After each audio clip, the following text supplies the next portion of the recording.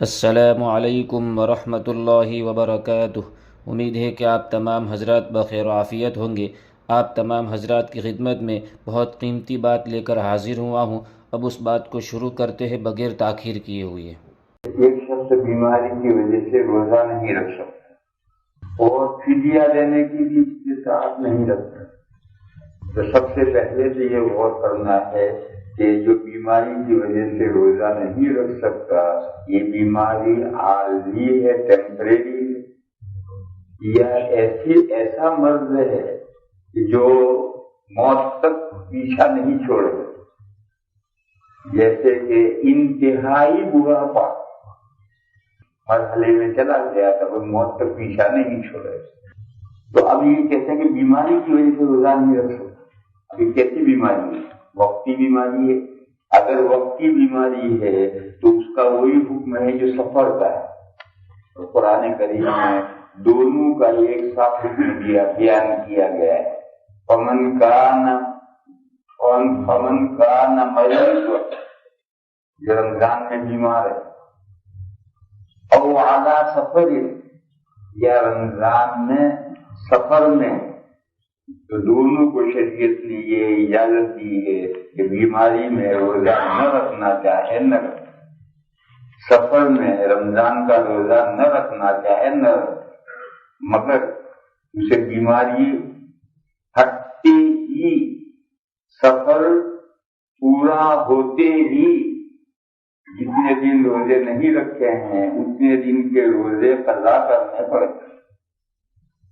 رمضان ہی میں سفر ختم ہو گئے، رمضان ہی میں بیماری ختم ہو گئی، تو رمضان کے روزے باقی ہیں، وہ چل رہے ہیں۔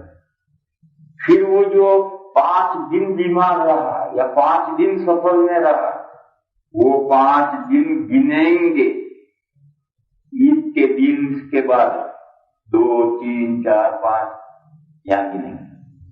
اگر عید کا دن آیا ہی نہیں، اس سے پہلے مر گیا، تو وہ جو سفر میں 5 دن کے روزے گئے تھے وہ معاف، اس کی قضا نہیں۔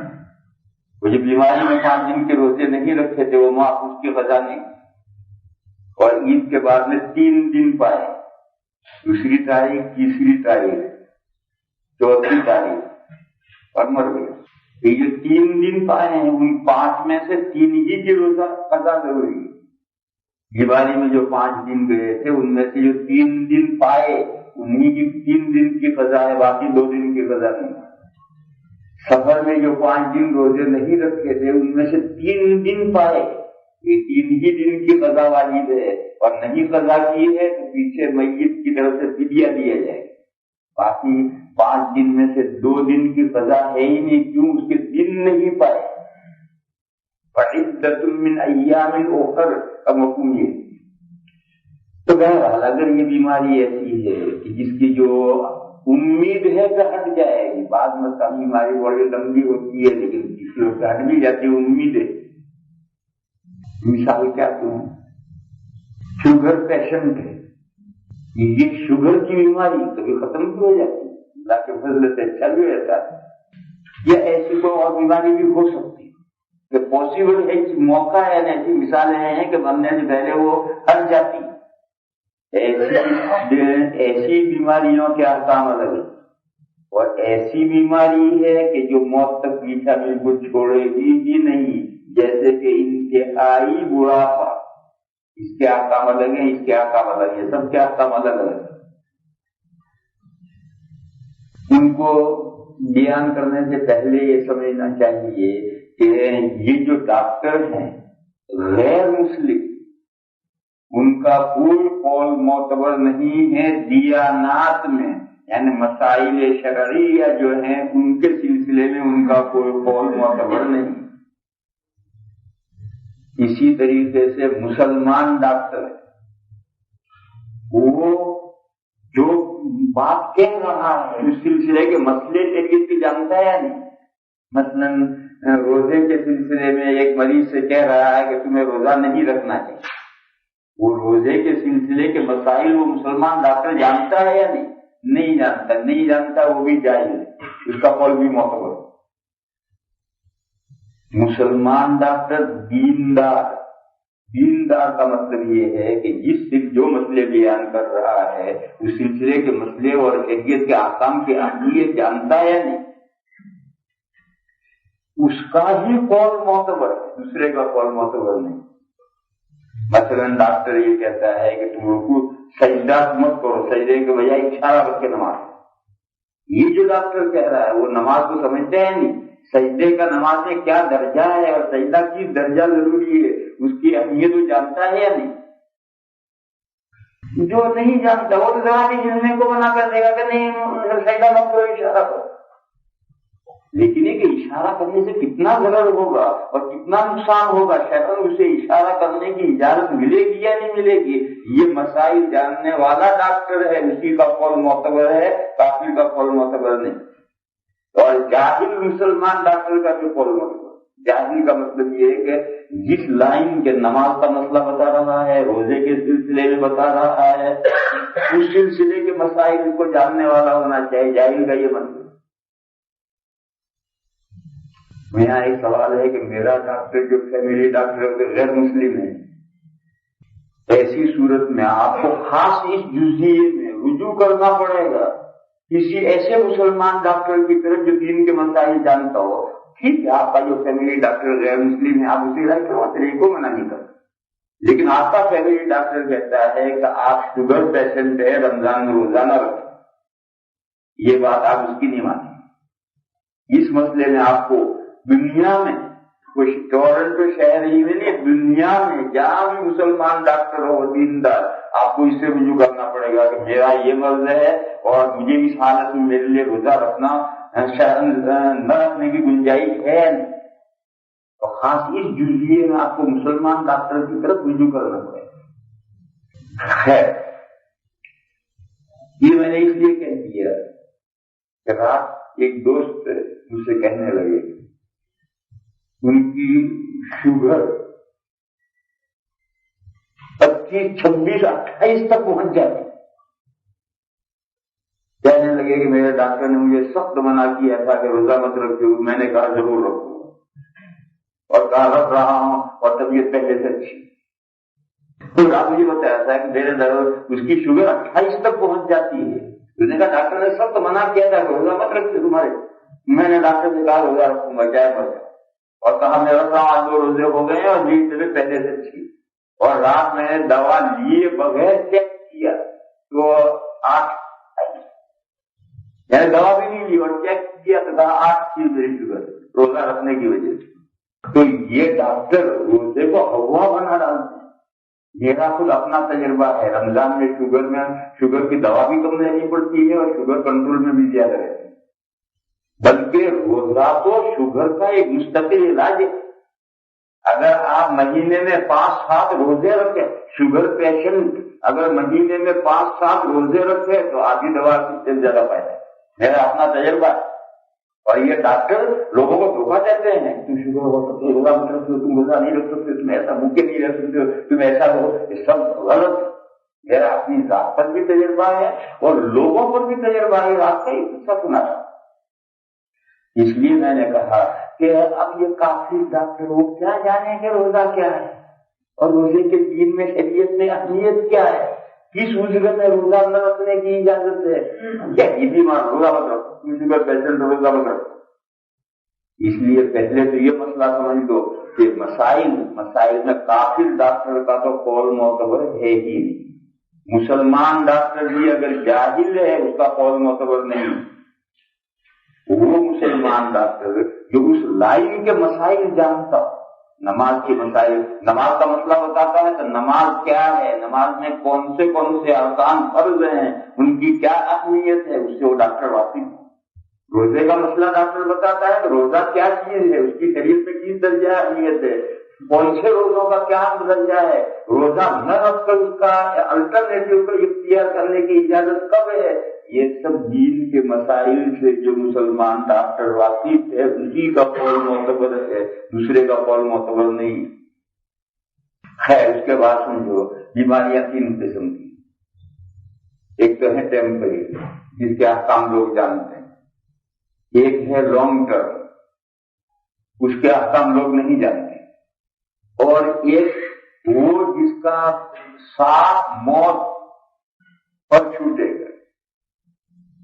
یہ 3 قسم کی بیماریاں ہیں۔ بیماری کے بجائے بہت 3 قسم کے آزار ہیں، تینوں کے احکام الگ۔ اگر عذر ہے، بیماری وغیرہ اور بیماری کے علاوہ وغیرہ بھی تو ہو، اگر بیماری وغیرہ عذر ہے ٹیمپریری وقتی، تو میں نے بتایا کہ ایسی صورت میں بیمار کو شریعت نے اجازت دی ہے کہ وہ رمضان میں روزہ نہ رکھنا چاہیے، جیسا کہ مسافر ہو، شرعی مسافر ہو تو شریعت نے اسے رمضان میں اجازت دی ہے کہ وہ روزہ نہ رکھنا چاہے تو نہ رکھے، شریعت نے روزہ رکھنے سے منع نہیں کیا۔ مسافر ہمت کر کے روزہ رکھے، بیمار ہمت کر کے روزہ رکھے، سبحان اللہ۔ لیکن اگر وہ بے ہمتی کی وجہ سے سفر میں روزہ نہ رکھنا چاہے، بیماری میں روزہ نہ رکھنا چاہے، شریعت نے اجازت دی ہے۔ کیوں اجازت دی ہے؟ وائے قرآن نے خود جواب دیا ہے، یرید اللہ بکم الیسر ولا یرید بکم العسر۔ اللہ تعالیٰ تم پر آسانی کرنا چاہتے ہیں، تنگی نہیں کرنا چاہتے۔ شریعت نے جو احکام دیے ہیں ان احکام کا مطلب انسانوں کو پریشان کرنا نہیں، ان کی اگر کوئی واقعی عذر ہے تو شریعت اسے سہولتیں دی ہے، گنجائش دی ہے۔ تو قرآن نے خود جواب دیا ہے کہ یہ 2 صورتوں میں اجازت دی ہے کہ شریعت تمہارے ساتھ آسانی چاہتی ہے، تمہیں تنگی میں ڈالنا نہیں چاہتی۔ اب آپ نے سفر میں روزہ نہیں رکھا، بیماری میں روزہ نہیں رکھا، جب یہ بیماری ختم ہوگی، ختم کرتے ہی روزے ضروری ہوں گے۔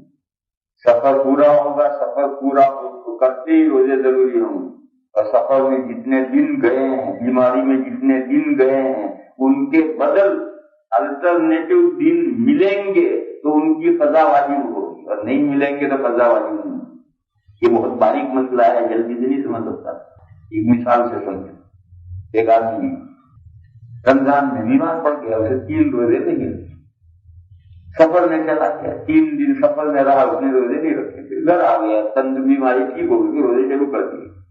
ابھی رمضان پورا نہیں ہوا تھا تو اللہ کو پیارا ہو گئے۔ وہ جو سفر میں 3 روزے گئے ہیں ان کی قضا واجب نہیں، نہ فدیہ واجب۔ بیماری میں جو 3 روزے نہیں رکھے تھے اس کی نہ قضا واجب ہے نہ فدیہ واجب۔ وہ 3 روزے جو سفر میں گئے ہیں، بیماری میں گئے ہیں، ان کی قضا یا فدیہ اس وقت واجب ہوگا جبکہ وہ 3 دن ملیں رمضان کے بعد۔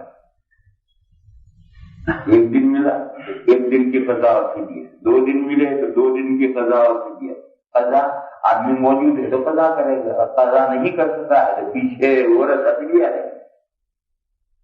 پھر ٹیمپریری بیماری کا حکم، اور اگر لمبی بیماری ہے جیسا کہ یہی شوگر والے اپنے آپ کو بڑا بیمار سمجھتے ہیں، اور یہ سمجھنا چاہیے کہ شوگر کوئی بیماری نہیں، اور جو لوگ اسے بیماری سمجھ لیتے ہیں ان کا ستیہ ناش ہو جاتا ہے۔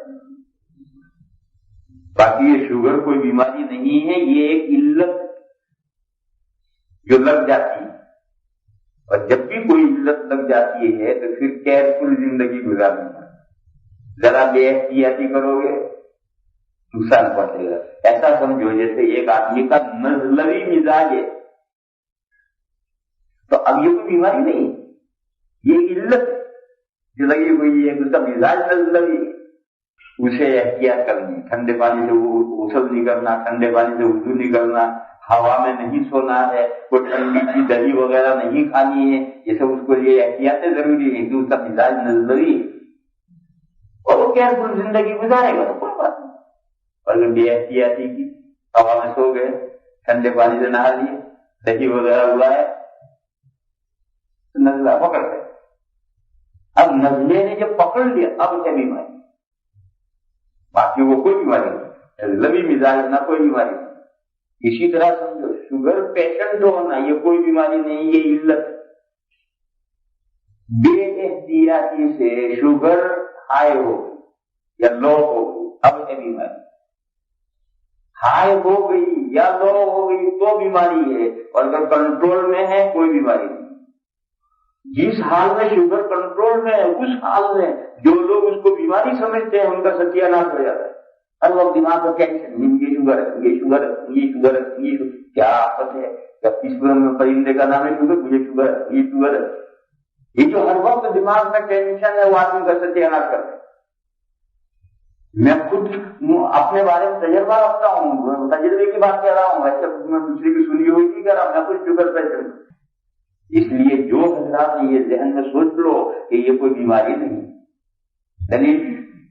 دلیل حدیث شریف میں یہ ہے لکل داء دواء الا الحرم، ہر بیماری کا علاج ہے سوائے بڑھاپے۔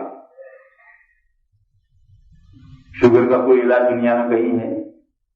اور یہ کہتے ہیں کہ فلاں نے فلاں درخت پتے کھائے جو ٹھیک ہو گیا تھا، وہ سب باتیں ہیں، وہ درا پتے لا کے مجھے بھی دکھا، ایسے ہیں کچھ نہیں، یہ درخت اس سے جھوٹے کہ فلاں نے فلاں کیا تھا ٹھیک ہو گیا تھا، اس کے پاس پہنچے ہوئے تو وہاں کچھ بھی نہیں، یہ سب جھوٹ کی باتیں ہیں جو چلتی۔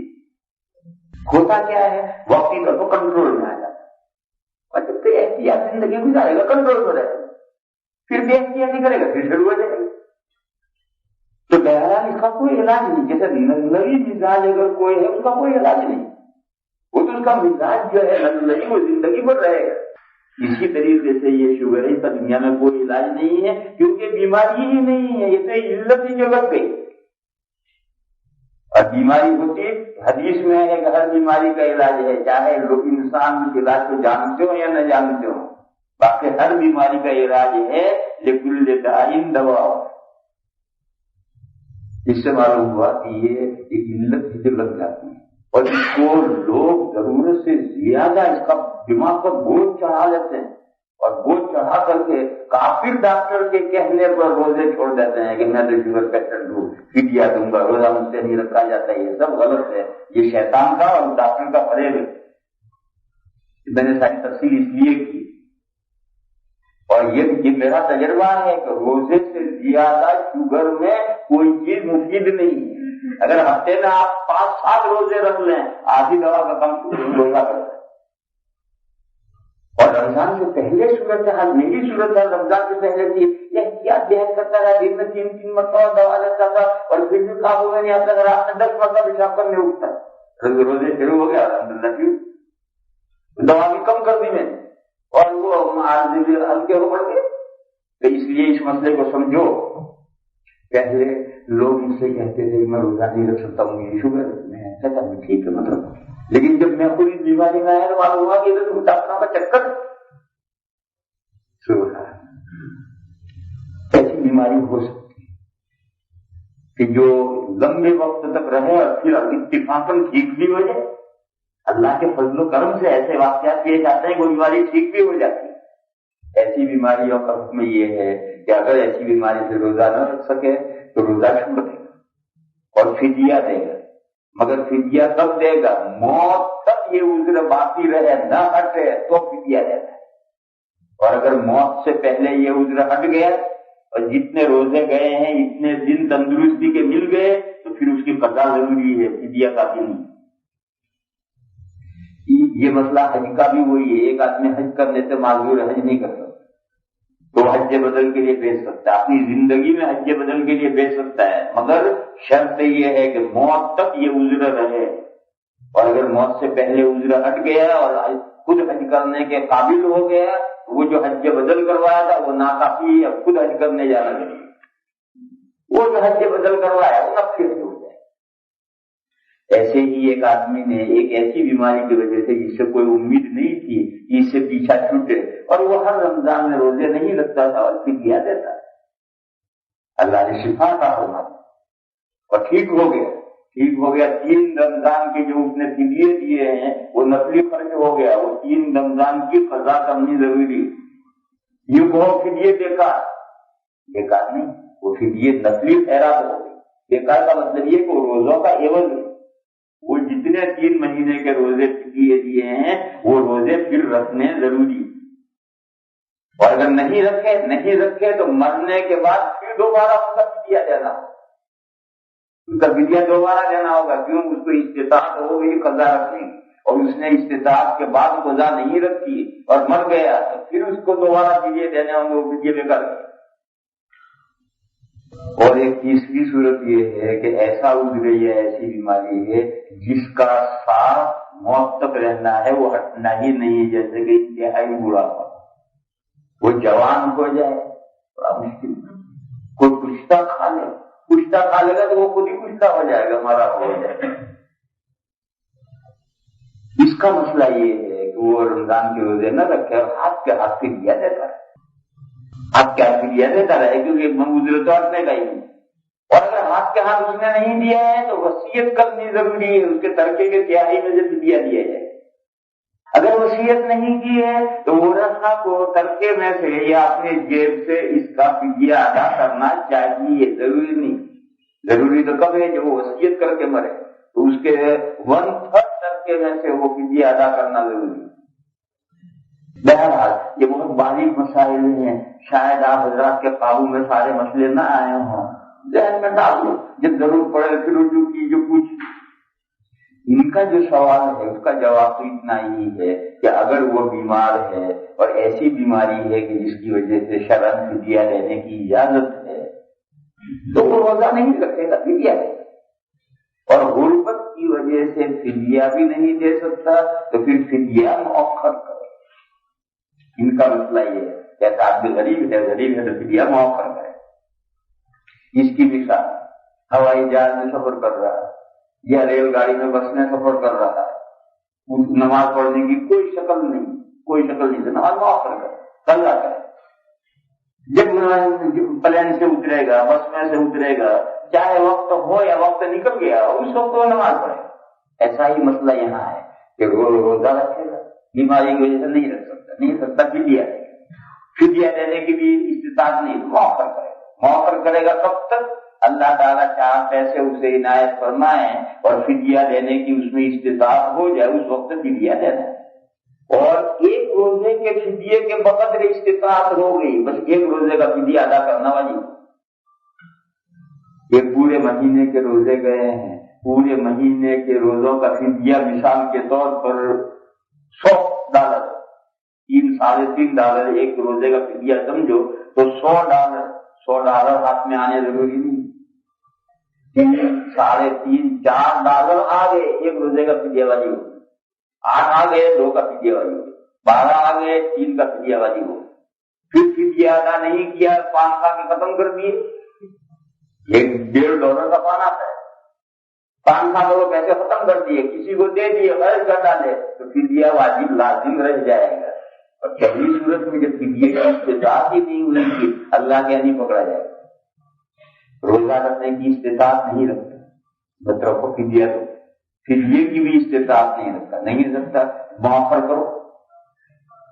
جب تک استطاعت فدیہ دینے کی نہیں ہوگی، اس سے پہلے مر جائے گا تو روزہ بھی نہیں، فدیہ نہیں، اس کے ذمہ فدیہ نہیں، کیوں؟ اس کے بعد ذاتیت نہیں، ذات یدین ہاتھ میں کچھ ہے ہی نہیں۔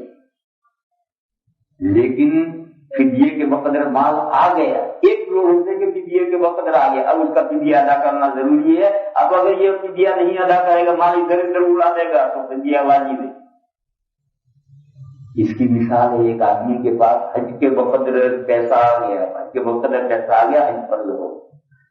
اب اگر یہ پیسہ لڑکے لڑکی کی شادی میں اڑا دیا تو چاہے پیسہ خرچ ہو گیا، حج فرض باقی، ایک مرتبہ حج فرض ہو گیا باقی، اسے لوگ نہیں جانتے۔ ایک مرتبہ اتنی استطاعت ہو گئی اور اتنا پیسہ آ گیا کہ حج ہو سکتا ہے، حج فرض ہو گیا۔ اب اگر یہ پیسہ اگر اپنی ضروریات میں بھی خرچ کر ڈالے گا تو بھی حج کی فرضیت باقی ہے۔ ایسے ہی جتنے روزوں کے فدیے کی استطاعت ہو گئی، اتنا فدیہ واجب ہو۔ اب اگر یہ پیسے اگر اپنی ضرورت میں بھی خرچ کر ڈالے گا تو بھی اس کے اوپر فدیہ لازم رہے گا، اسے مرتے وقت وصیت کرنی ہے ورثہ کو۔ اور اگر اس کے پاس ہے ہی نہیں تو پھر روزہ نہیں، فدیہ کی استطاعت نہیں، فدیہ موقع، اور فدیہ کی استطاعت سے پہلے مر گیا تو فدیہ بھی نہیں، روزہ نہیں۔ لیکن ایک مرتبہ استطاعت ہو گئی، اس کے بعد فوراً فدیہ ادا کرنا ضروری ہے، نہیں ادا کرے گا تو اس کے ذمہ پر لازم ہے۔ تو اب یہ بھائی پوچھتے ہیں کہ فدیے کی استطاعت نہیں رکھتا ہے، ان کی صورت حال کیا ہے وہ خود براہ راست ان کو مل کر پوچھنی چاہیے کہ ان کے پاس اگر ایک روزے کے وقت دیے کی استطاعت ہے تو اس کی ذمہ داری آج ایسے اللہ کے بندے ہو سکتے ہیں، دنیا میں اللہ کے بندے ہو سکتے ہیں کہ جن کے پاس میں ایک روزے کا فدیہ بھی نہ ہو، کھانے کو ہی نہ ہو، بھوکے آنکھوں سے گزر کرتے ہوں، ایسے ہیں دنیا میں اللہ کے بندے ایسے۔ مگر اس ملک میں ایسے لوگ جو سوال کر رہے ہیں یہ جناب، ایسے لوگ اس ملک میں مشکل سے ملیں گے، لہٰذا ان کو پوچھنا چاہیے۔ یہ جو کہتے ہیں فدیے کی یہ طاقت نہیں ہے، وہ طاقت کا کیا مطلب سمجھ رہے ہیں؟ ان کو خود مل کر مسئلہ اپنا سمجھنا چاہیے۔ بہت بڑی داڑھی والے صاحب ہیں، اس لیے وہ داڑھی کے مسئلے لوگوں کو چڑھانے کے لیے پوچھ رہے ہیں، اس لیے ان کو ایسے سوال نہیں کرنے چاہیے جس سوال میں دوسروں کو تنقید کا پہلو، ایسے سوال مجلس میں نہیں کرنے۔ یہ قاعدہ سمجھا رہا ہوں، کوئی ایسا سوال جس میں دوسروں پر تنقید کا پہلو چاہے پوچھنے والے کے دماغ میں نہ ہو لیکن سننے والے اسے تنقید سمجھیں، ایسے سوال مجلس میں نہیں کریں۔ ایسے سوال ہم دوران تقریر جب مناسب موقع آئے گا تو اس کی طرف اشارہ کریں گے، اس کی بات کریں گے، باقی مجلس کے سوالات میں ایسے سوال نہیں کریں۔ ایسے ہی مزید ویڈیو دیکھنے کے لیے آپ ہمارے چینل نورانی باتیں کو لائک کریں، سبسکرائب کریں تاکہ ویڈیو اپلوڈ ہوتے ہی سب سے پہلے نوٹیفیکیشن آپ کو مل جاوے، اور اس ویڈیو کو شیئر کرنا بالکل نہ بھولیں۔